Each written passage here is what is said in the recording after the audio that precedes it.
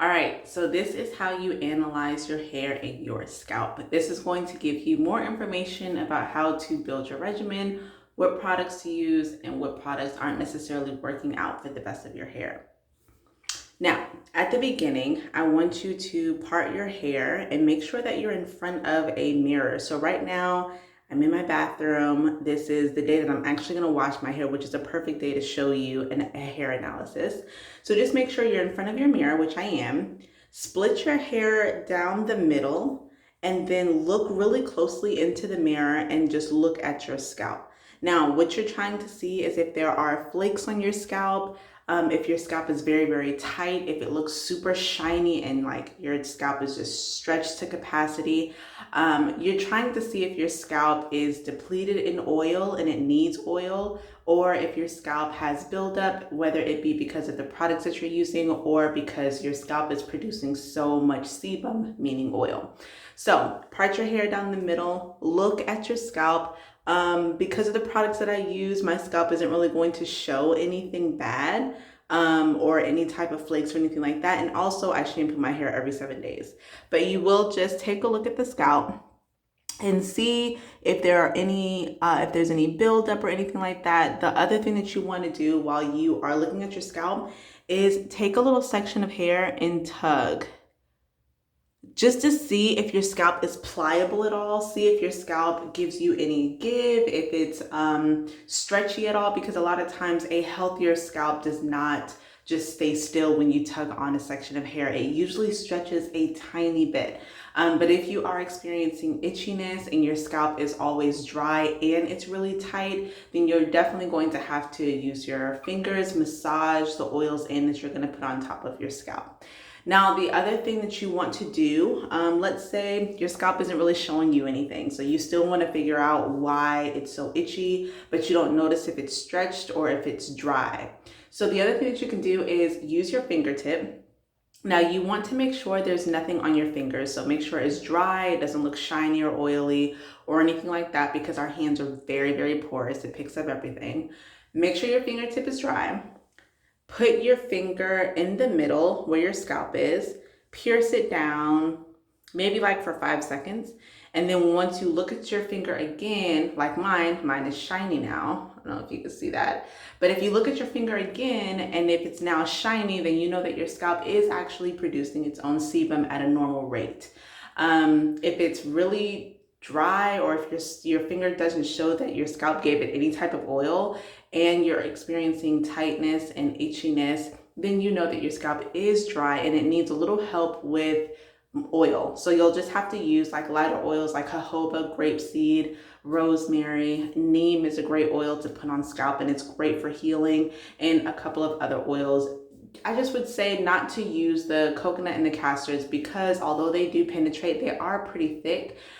So when you put that on your scalp, it could go into the follicle, but it will also possibly build up there too. And that won't allow your hair strand to be pushed out healthy. So again, this is like our wash day. This is what we're trying to figure out before we even shampoo our hair. We just did the scalp so far. We are tugging on a section of hair just to see if the scalp moves or stretches at all. We are piercing our finger to see if our finger will show us that our scalp is producing oil. And we are looking to see if there's any visible buildup on the scalp. Now, the next thing that we're going to do is look at our actual hair as a whole. So right now, this is a 7-day-old twist out. So I did 2-strand twists, individual twists. I fluffed it up really big, and this is 7 days after. Now, I only used foam, so you're really not going to see any buildup on my hair. But right now is a time when we're actually going to see, do you have buildup on your hair? When you touch it, is it really flaky? Does it look dusty? And is it visibly ashy, or is it visibly showing you that there's some type of film or something on the hair? So just keep that in mind. There's really nothing to do yet. Just keep in mind if your hair strands are showing actual buildup. Now, the other thing that you want to do is you want to take a section of your hair. So for instance, I like to take this section. You are going to pull it up and then see, by using both of your hands, you're going to need both. See if you can grab most of your hair until you're almost at the end, and then take your other hand and grab the rest of the hair until you are at capacity of your length. This is going to show you what needs to be trimmed. So for instance, your hair is always going to look thick up until you get to the point that it needs to be trimmed. So for instance, for me, it'll be all the way right here, and then right here, this is like, I need to trim this off. And I already knew that because it's my old bleached color. So I definitely need to trim in that area. This is just going to show you if you do need a trim, if you do need to book a trim with your stylist. The other thing, while you have that section out, you also want to hold it straight up with tension, grab your other finger, and then go up and down the hair. If it seems like the hair is very silky in surface texture, so it's just pretty smooth, but then when you get to the ends, it's kind of like rigid, then that lets you know the ends need to be trimmed. If it seems like when you do this, the entire hair strand seems a little rigid, seems a little rough, a little bumpy, then that usually means that you have some type of cuticle damage, and we need to start building back the cuticle layer and strengthening the hair with protein or Olaplex, which is a bond builder. The other thing that I want you to do is make sure you grab sections of the hair like this. Now you're not causing too much tension, but just grab and then kind of pull on sections of your hair. If you do this and you start to get little hair strands in your hands, then we know that that's breakage. That's not necessarily shedding. So shedding is going to be the full length of your hair strand. And if you are pulling on your hair and you're getting like little short pieces, that means that it's breakage and it's actually breaking mid-strand. So that's going to also kind of give us an idea of what we're lacking, whether it's moisture or whether it's protein. So we've done the scalp and then we just did the hair. We made sure that we felt our surface texture by gliding our fingers up and down, seeing if it's rough, seeing if it's smooth. That just checks the cuticle and seeing if the cuticle is wide open. And then we also saw if we had to switch up our regimen by seeing if our hair is breaking, not shedding, but actual little pieces coming out just by simply manipulating our hair. The other thing, we try to see if we had visible buildup on the actual hair, not necessarily the scalp, because we moved on from the scalp. And now, and then we also check the ends. So we pulled our hair straight up. You can do this on multiple areas of your hair. Pull your hair straight out, hold it with one hand until you get to the ends, and then grab the rest of the ends with your other hand. If it's still as thick as everything else, which my sides are because I just recently cut them and I left the top, then you don't need a trim. But if you do this and then you see the ends are like very straggly and the ends come out even further and they're see-through, then you know that you will need a trim or a haircut. Now, the next phase, now all of this was pre-shampoo, right? So we checked our scalp, we checked our hair. The next phase is we're going to see how our hair reacts to water. Now, of course, you're going to have to get into the shower, but when you get into the shower, just make sure that you actually have a mirror. I want you to wet your hair and see if most of the buildup you saw on your hair and your scalp came off with simply adding water. If so, then it's not a horrible thing that's going on. It's not like your cuticle has all this buildup or your follicle has all this buildup. Follicles in the scalp, the cuticles on the hair strand. But if it seems like you have stubborn buildup on the scalp or the hair, then that's when we know we need to go in and detox the scalp, or we need to go in and clarify the hair. So if just water alone is not actually getting rid of the buildup, then those are the things that we're going to have to do. The other thing I want you to pay attention to when you wet your hair is to see if your hair gets wet fast. If it gets wet pretty fast, then you know that you're going to be more on the higher porosity side. If it gets wet pretty fast and starts to swell up just as fast, just the second you stop wetting your hair, it's going to be more on the higher porosity side. If your hair gets takes a while to get wet, so it seems like you have to wet it so long and you got to go like this and like that, and then it just seems like it's taking a while for your hair strands to actually receive the water and get completely wet, then you'll be on the lower porosity side. This is where your mirror comes into play. With your mirror in the shower, you're going to want to look at your hair after you have completely wet it. Once you've completely wet your hair and you've looked at your hair, you want to see if there are water droplets on top of your hair strands. Now, this can be very teeny tiny water droplets that are kind of everywhere, and that just kind of makes it seem like you're on the verge of low porosity because your hair isn't really taking in the water easily.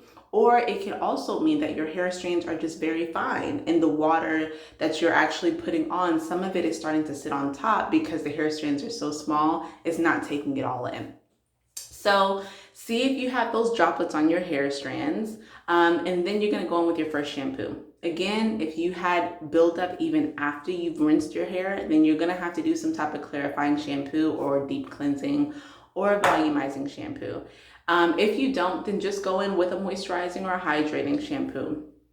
If you did have some of those breakage pieces that were coming out in your hands and you know you haven't done a strengthening treatment in a while, you can either go in with a protein treatment or a strengthening shampoo or conditioner afterwards.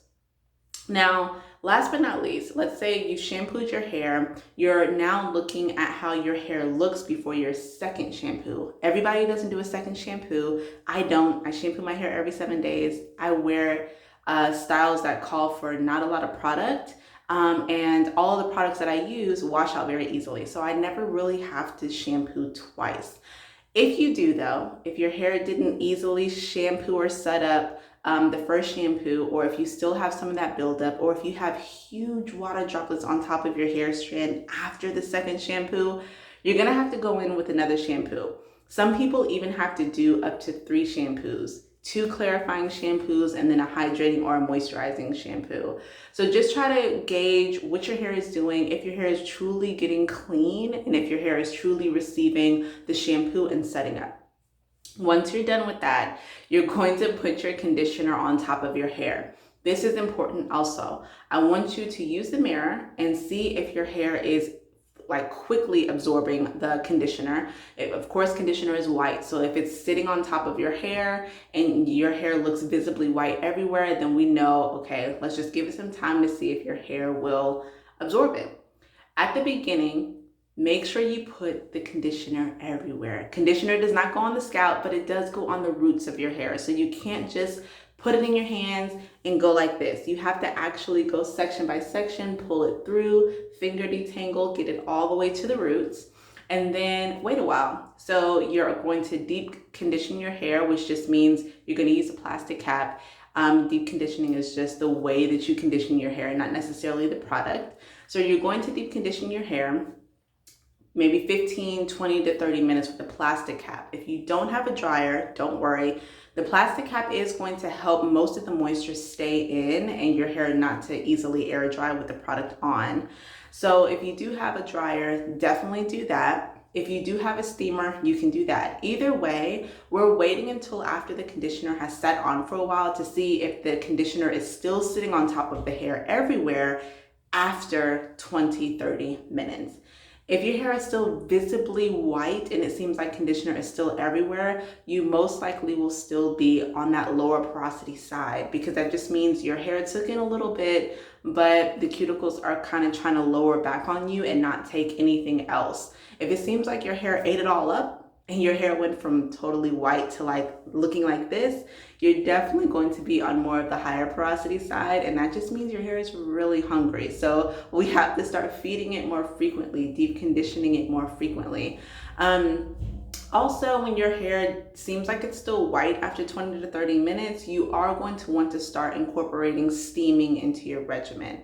That's just going to help your cuticle truly stay open the entire duration of your treatment. And it's also going to impart water droplets into your hair strand, into the cuticle to get to the cortex, which is the inner layer. So we went over what to look for in the scalp. We went over what to look for on the hair strands, and that was all pre-shampoo.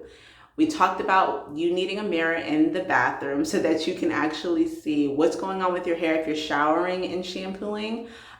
Seeing those water droplets, see if your hair gets wet pretty fast, see if your hair dries pretty fast. And from then on, we can start building a regimen.